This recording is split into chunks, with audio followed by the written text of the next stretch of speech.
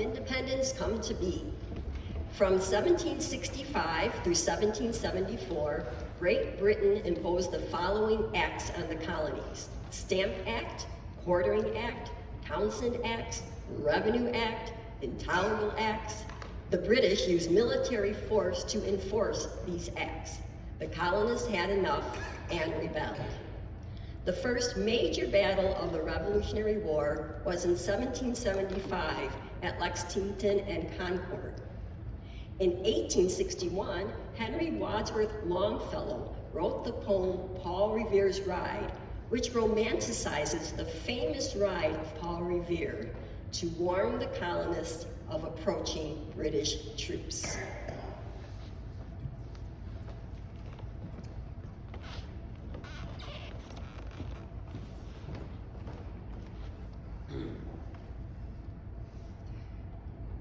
Listen, my children, and you shall hear of the midnight ride of Paul Revere on the 18th of April in 75. Hardly a man is now alive who remembers that famous day and year. He said to his friend, "If the British march by the land or sea from the town tonight, hang a lantern aloft in the belfry arch of the Old North Church Tower as a signal light.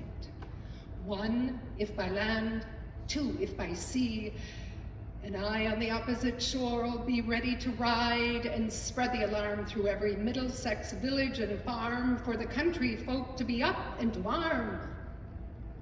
Then he said good night, and with muffled oar silently rowed to the Charleston shore as the moon rose over the bay, where swinging wide at her moorings lay the Somerset British man of war, a phantom ship with each mast and spar across the moon like a prison bar, and a huge black hulk that was magnified by its own reflection in the tide. Meanwhile, impatient to ride, booted and spurred with a heavy stride on the opposite shore walked Paul Revere. Now he patted his horse's side, now gazed at the landscape far and near, then impetuous stamped the earth, turned and tightened his saddle girth, but mostly he eagerly watched the belfry tower of the Old North Church as it rose above the graves on the hill, lonely and spectral and somber and still. And lo, as he looks on the belfry's height, a glimmer, and then a gleam of light. He springs to his saddle, to the bridle he turns, but lingers and gazes till full on his sight a second lamp in the belfry burns. A hurry of hoofs in a village street, a shape in the moonlight, a bulk in the dark, and beneath from the pebbles in passing a spark struck out by a steed flying fearless and fleet. That was all. And yet, through the gloom and the night, the fate of a nation was riding that night. And the spark struck out by that steed and his light kindled the land into flame with its heat. He has left the village and mounted the steep, and beneath him, tranquil and broad and deep, is the mystic meeting the ocean tides. And under the alders that skirt his edge, now soft on the sand, now loud on the ledge, is heard the tramp of his steed as he rides. It was 12 by the village clock when he crossed the bridge into Medford town. He heard the crowing of the cock and the bark of the farmer's dog, and felt the damp of the river fog that rises after the sun goes down. It was 1 by the village clock when he galloped into Lexington.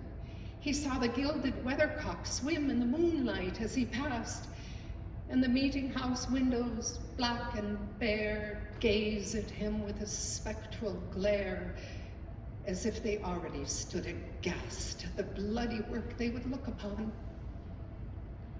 It was 2 by the village clock when he came to the bridge in Concord town. He heard the bleating of the flock and the twitter of the birds among the trees, and felt the morning breeze blowing over the meadows brown. And one was safe and asleep in his bed, who at the bridge would be first to fall, who that day would be lying dead, pierced by a British musket ball. You know the rest.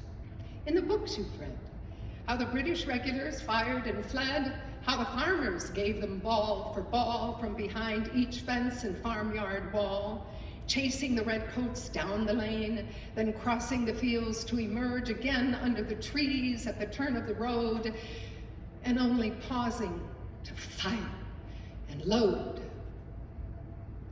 So through the night rode Paul Revere, and so through the night went his cry of alarm to every Middlesex village and farm, a cry of defiance and not of fear, a voice in the darkness, a knock at the door, and a word that shall echo forevermore. For borne on the night wind of the past, through all of our history to the last, in the hour of darkness and peril and need, the people will awaken and listen to hear the harrying hoofbeats of that steed and the midnight message of Paul Revere.